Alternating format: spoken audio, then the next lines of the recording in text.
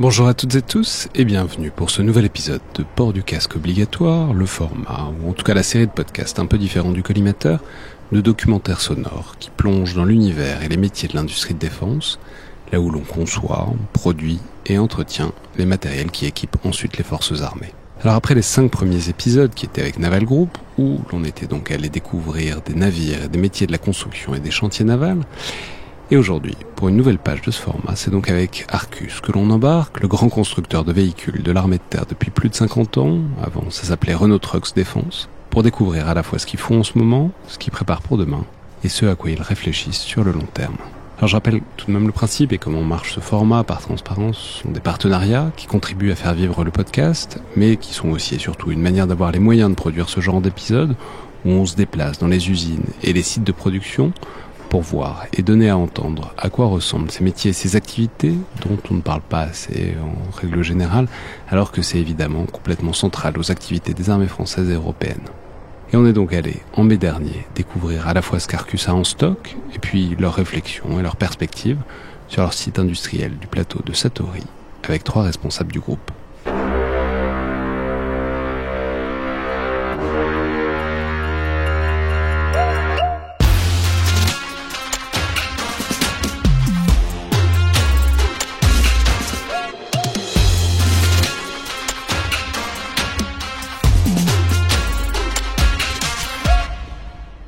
Je m'appelle Nicolas Maldera, donc je suis responsable du marketing stratégique et de l'intelligence économique chez Arcus. Alors donc là on est dans un hangar sur le site de Satory avec, j'en compte combien, 1, 2, 3, 4, 5 véhicules différents.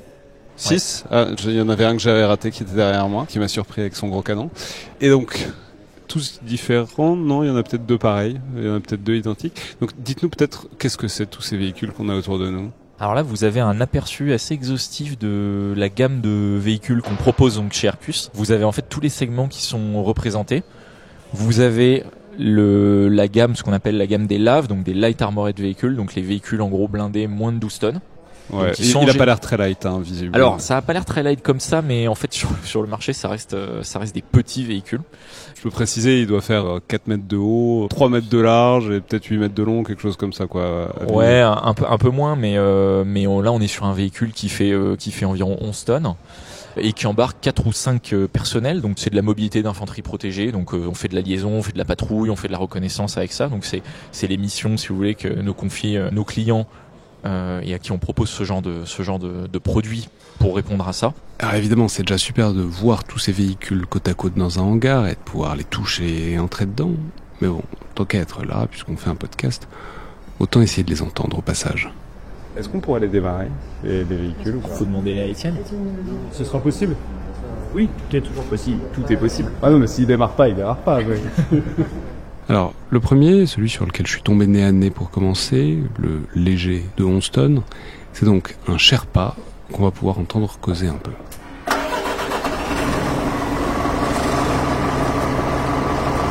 Là, la particularité, c'est que c'est une version qu'on appelle Station Wagon, donc avec un arrière, vous voyez, avec une caisse qui est allongée, qui permet, en l'occurrence, comme là, le véhicule il est équipé d'une tourelle, d'aménager le poste de tir mieux que si on avait un hardtop, par exemple, comme sur un pick-up.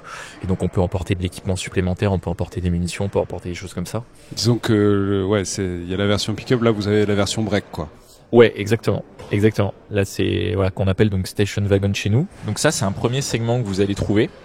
Ensuite, vous allez trouver un peu plus gros, vous allez trouver les transports de troupes, donc ce qu'on appelle les APC, les Armored Personnel Carrier. Vous allez trouver du bastion, donc le sable et le vert olive, vous allez trouver au fond. Donc sable, je précise, c'est la couleur, oui. Donc une couleur, présume-t-on, qui irait assez bien dans le désert. Et le vert olive qui se cacherait bien dans la boue de l'Est de l'Europe. Voilà. Et donc là, on est sur un produit, en fait, c'est vraiment le transport de troupes basique dans le sens, sa mission fondamentale en fait, c'est d'amener des troupes sur le champ de bataille de manière protégée, c'est ce qu'on appelle un battle taxi en fait. Et donc là, vous avez une capacité, donc un équipage de 2 à l'avant et puis de 8 personnes à l'arrière, donc il transporte 10 personnes au total, donc c'est ce qu'on appelle un 2+8, hein. Le tout sous protection mine, protection balistique, c'est pour ça que vous voyez d'ailleurs la garde au sol, voilà.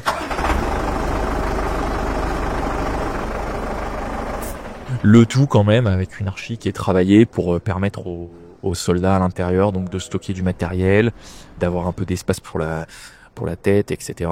Donc ça, c'est vraiment en fait le véhicule cœur de la gamme d'Arcus. Là-dessus, on va trouver des armements qui sont très simples et généralement, c'est une circulaire de mitrailleuse protégée.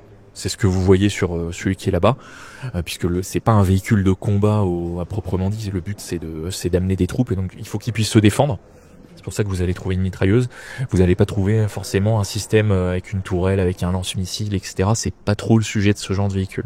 Même si ça peut. Après, on fait selon les clients, selon ce que nous demandent les clients. Non, mais c'est hyper intéressant parce qu'on voit donc il est couleur sable, il est par ailleurs des roues, il en a 4. Enfin, on sent que c'est un peu l'héritier d'une certaine génération d'opérations. Et il est hyper haut aussi. Il faut un bon marchepied pour pouvoir y monter.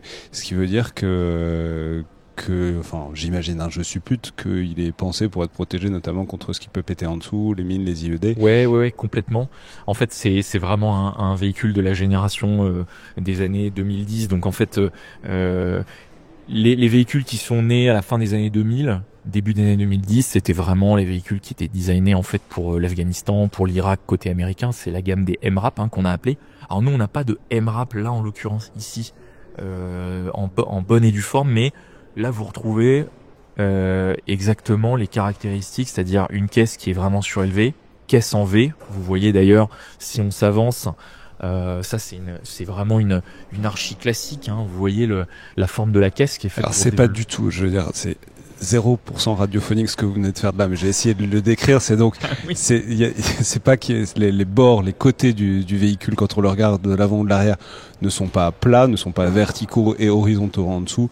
Ils sont, dirait-on, biseautés. On pourrait appeler ça des bouchins. C'est une caisse en V, ouais. Et donc ça, vous nous indiquez que c'est parce que quand ça pète en dessous, ça diffuse mieux l'énergie, quoi. Exactement. On disperse l'énergie du souffle, le souffle de l'explosion, on le disperse sur les côtés. Et le deuxième truc très important, c'est la garde au sol, parce que plus vous mettez d'espace entre vous, entre la caisse de votre véhicule, et donc l'équipage qui est dedans, et la mine qui est enterrée ou pas d'ailleurs, plus ça augmente vos chances de survie sur une détonation de ce type. Donc un véhicule qui est haut et qui est protégé pour ce genre de théâtre d'opération et ce genre de danger pour lesquels on avait l'habitude, disons depuis 30 ans, quoi. Et puis contre les armes, les tirs d'armes légères aussi, etc. Puisque ça reste l'idée de ce véhicule, c'est pas seulement de protéger contre les mines, c'est aussi contre les tirs de mitrailleuses, ce genre de choses. C'est pas forcément fait pour se prendre un obus de char en pleine face. Non, ça de toute façon, à moins d'être un autre char ou un véhicule chenillé lourd, on trouvera pas ça. Ça reste quand même relativement rare sur un champ de bataille. C'est pas un sport de masse. Ouais. Voilà, exactement. Et on continue vers un autre véhicule blindé dont la silhouette me rappelle quelque chose. Il ressemble un peu au Humvee. Le Humvee américain.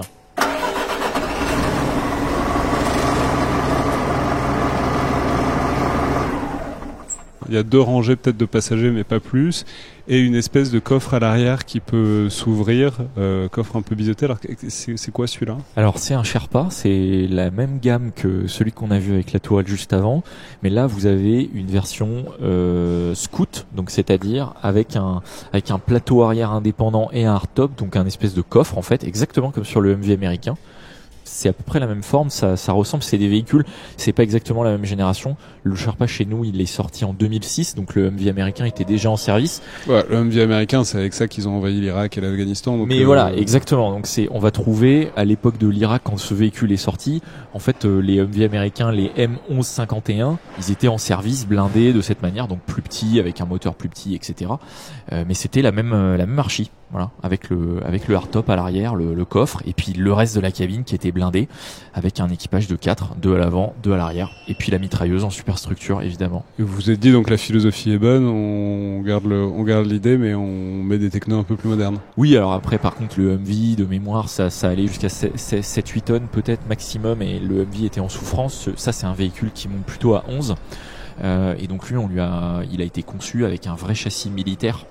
Dès le départ, donc un châssis qui peut vraiment prendre cette masse et qui restitue une mobilité qui est extrêmement impressionnante. Donc moi j'ai eu l'occasion déjà à plusieurs reprises d'assister à des essais dans des conditions un peu dégradées, sur des terrains avec beaucoup de boue, très argileuses, etc. C'est incroyable. Moi je suis ressorti C'est un bon 4x4 quoi. C'est un très très bon 4x4 avec un très bon pilote. C'est ça d'ailleurs ce qui compte le plus en fait. Hein.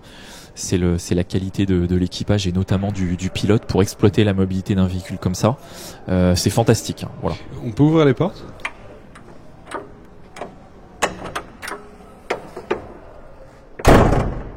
Donc architecture Humvee hein, avec le tunnel du milieu. Je sais pas parce que je suis jamais monté dans un Humvee, mais ça ressemble à ce que j'en ai vu dans les films. C'est-à-dire c'est pas bien large, mais 4 personnes, 4 passagers. Exactement. Mais ça a l'air bien protégé, ouais. On va l'ouvrir comme ça. Ouais, donc il n'y a pas encore l'option coffre automatique. Non, pas encore. Et enfin, tout au bout du hangar, je tombe sur un vieux compagnon de route des armées françaises, enfin plutôt un parent éloigné, mais avec un air de famille très reconnaissable. Enfin, on est devant un véhicule qui est un peu familier, mais même s'il l'est pas totalement, c'est-à-dire c'est une bête qui a comme pas mal peuplé les armées françaises depuis quelques décennies. Enfin, je peux dire, c'est un VAB quoi. Alors c'est pas un VAB de base. Il fait partie de la famille des VAB, on va Ouais. dire, exactement. Mais on reconnaît l'air de parenté quand même.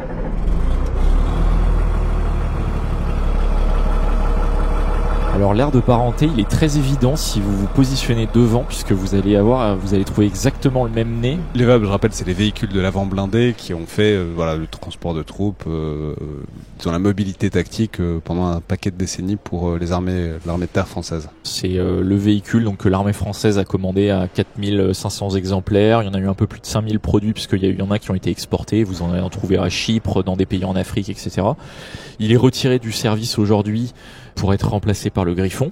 Et donc l'armée française continue d'en posséder. Elle en a cédé des dizaines et des dizaines en Ukraine. Et puis, nous... Pas la même génération. Hein. Les Griffons, c'est hyper info-valorisé, très haut, etc. Exactement. À tout prendre, ça ressemblerait plus à d'autres véhicules de la gamme, donc plus haut, etc. Là, le VAB, il est un peu bas, quoi. Il est un peu affûté et il est très long.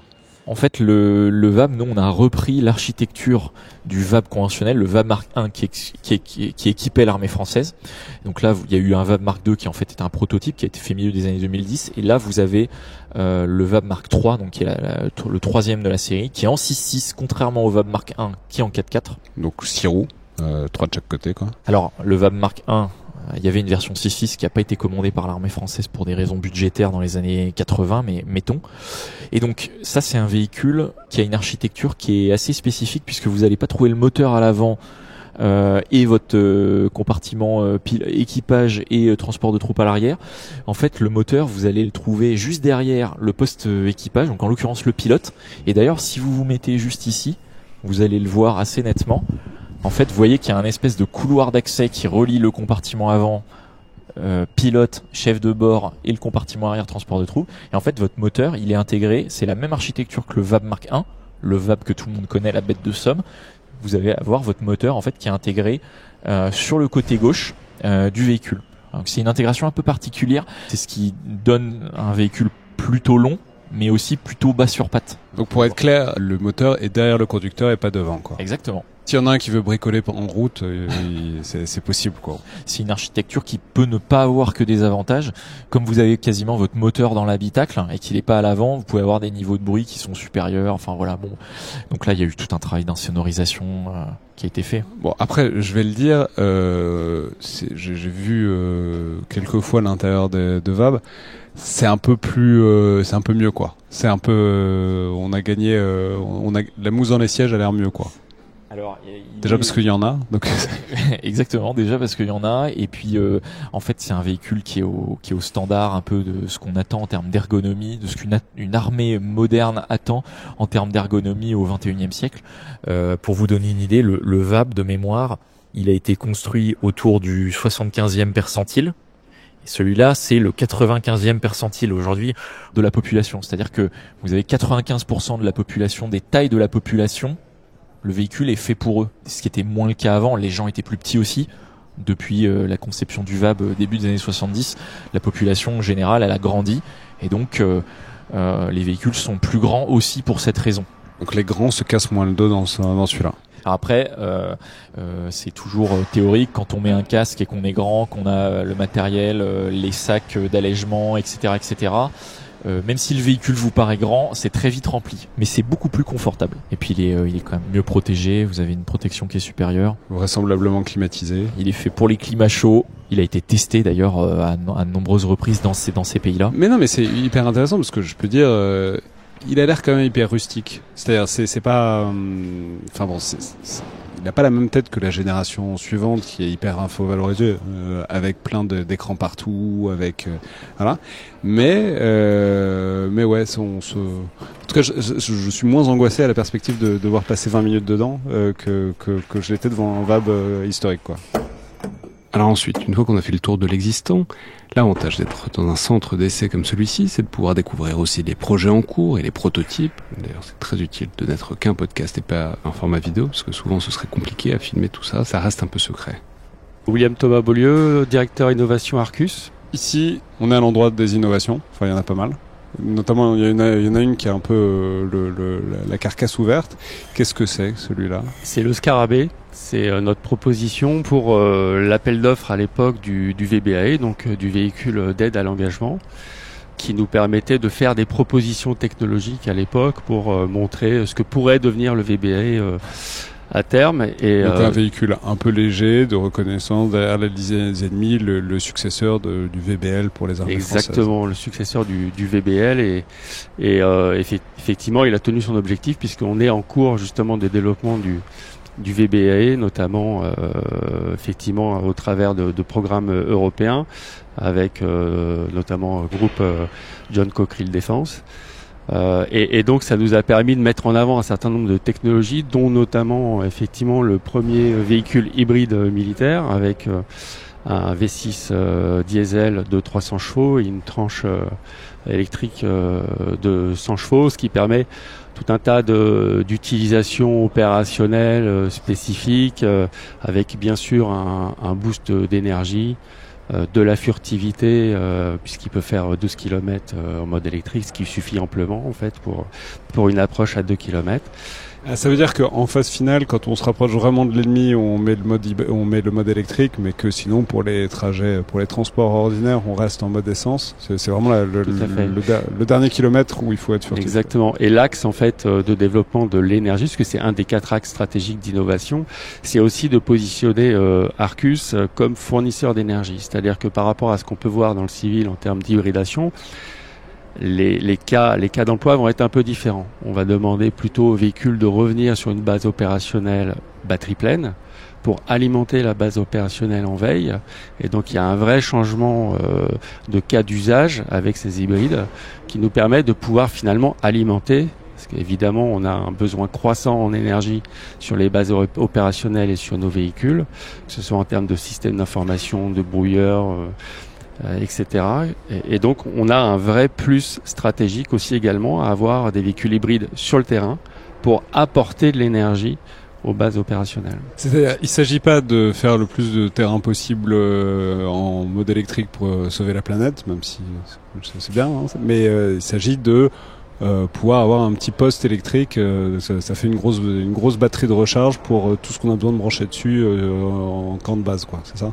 Tout à fait. Cette gestion de l'énergie, bien entendu, ça permet aussi un gain de consommation qui permet de diminuer l'empreinte logistique, clairement. C'est-à-dire, ça fait moins de camions-citernes à ramener pour recharger les véhicules. Mais le premier axe vraiment opérationnel qui permet d'avoir une supériorité sur le théâtre d'opération, c'est les boosts d'énergie, la furtivité. Le boost d'énergie, parce que si c'est en mode thermique, la batterie permet de mettre un petit turbo, quoi. Tout à fait. Là, on a 300 chevaux plus 100 chevaux en électrique, ça peut faire la différence. À la fois engin furtif, engin super puissant, et puis grosse pile, si quelqu'un a besoin, quoi. Et pour répondre aux besoins de diminution de consommation d'énergie fossile, on travaille également sur des solutions duales qui utilisent et le carburant et l'hydrogène aussi également. Donc on a des solutions qui sont en cours de développement et d'innovation sur cet aspect-là. Et tant qu'on en est à parler d'hybridité et d'électrification des véhicules militaires, une des parties intéressantes du problème, c'est que tout ça s'intègre dans un mouvement plus profond, porté notamment à l'échelle européenne. Bertrand Voyard, je suis le conseiller spécial du président d'Arcus. et du directeur général d'Arcus et en particulier directeur des affaires européennes de l'entreprise que j'ai rejoint après 40 ans dans l'armée de terre, dans la cavalerie, donc dans les blindés. Vous vouliez pas vous éloigner trop loin des blindés? Après avoir utilisé et cassé les véhicules Arcus pendant 40 ans, je suis passé du côté où on les conçoit, on les entretient. Et donc, voilà. Nous sommes engagés avec des partenaires dans un certain nombre de consortiums subventionnés par la Commission européenne pour développer l'hybridation de véhicules de combat, qui est assez différente de l'hybridation civile, puisque ce qu'on recherche dans l'hybridation de véhicules de combat militaires, ce sont les avantages tactiques qu'elle procure. Dans le domaine militaire, il n'y a pas d'intérêt opérationnel à avoir des véhicules tout électriques. Il y a des problèmes de logistique, de recharge, etc.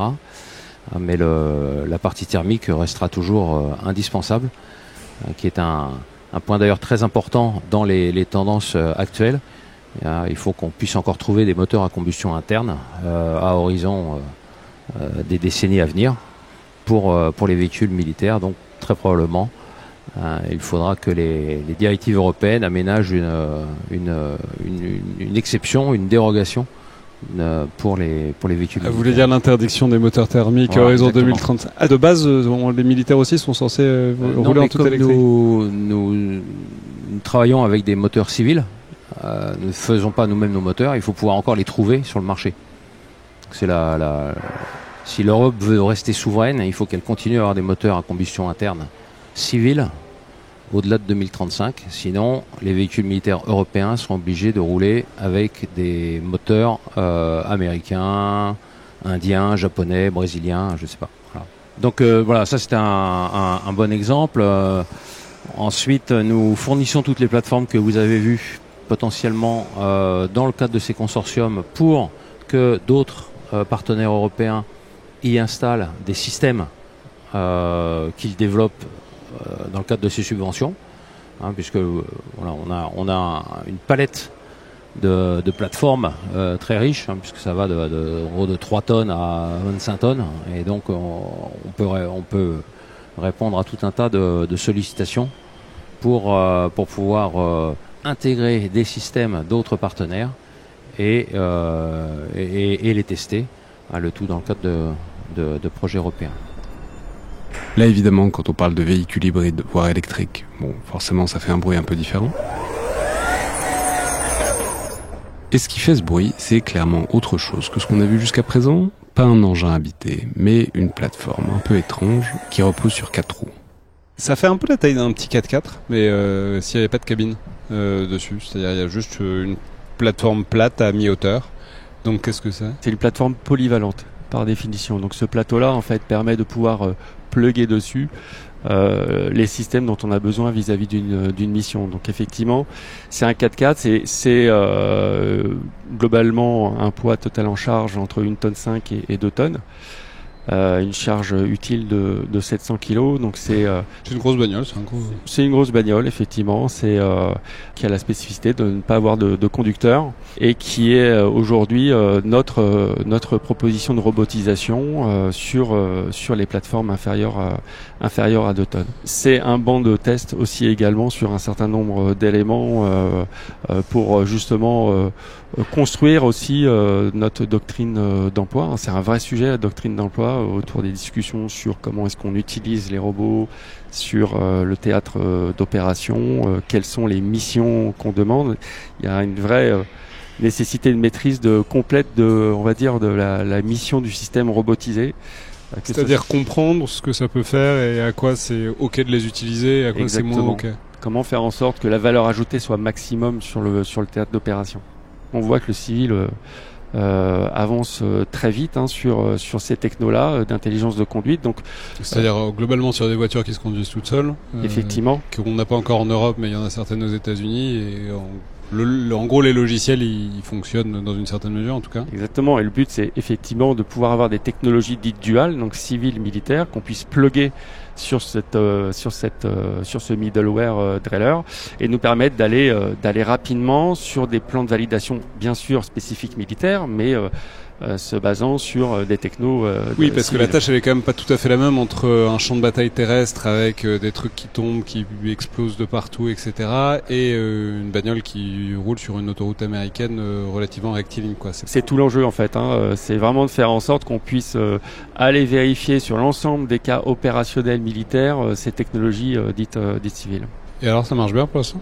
Et oui, ça marche bien. Et aujourd'hui, on est en train d'implémenter des briques d'intelligence de conduite spécifiques avec des algorithmes poussés avec de l'IA. Et aujourd'hui, c'est vrai que on a cet enjeu-là vis-à-vis des équipes techniques que vous voyez ici, de pouvoir faire en sorte que ce drailer, cet ordinateur qui roule, on va l'appeler comme ça, puisse être de plus en plus autonome. Donc on a une roadmap pluriannuelle sur plusieurs années qui nous permettent d'atteindre le statut final qui est l'automatisation complète de la mission pour le robot. Ça n'a pas l'air un véhicule très offensif ni très pas d'un véhicule d'attaque. Par contre, on mesure bien qu'on peut éventuellement mettre des caisses dessus, éventuellement exfiltrer un blessé, enfin mettre une civière dessus, que pour les fonctions soutien, liaison, logistique, etc. Ça peut assez bien marcher en tant que tel, quoi, sur le format actuel. C'est vraiment extrêmement polyvalent. On peut effectivement monter on peut mettre un gros canon dessus. C'est ça exactement. C'est vraiment selon la mission et selon le choix. On peut aussi travailler sur du NRBC. On peut travailler sur de l'évacuation de blessés. Il y a un projet du Fonds européen de défense d'ailleurs qui est orienté là-dessus. Donc je dirais, cette doctrine d'emploi-là, elle est essentielle pour qu'on mette le produit le plus adapté en face, en fait. C'est nécessaire de pouvoir converger là-dessus avec les forces et c'est ce qu'on s'attelle à faire.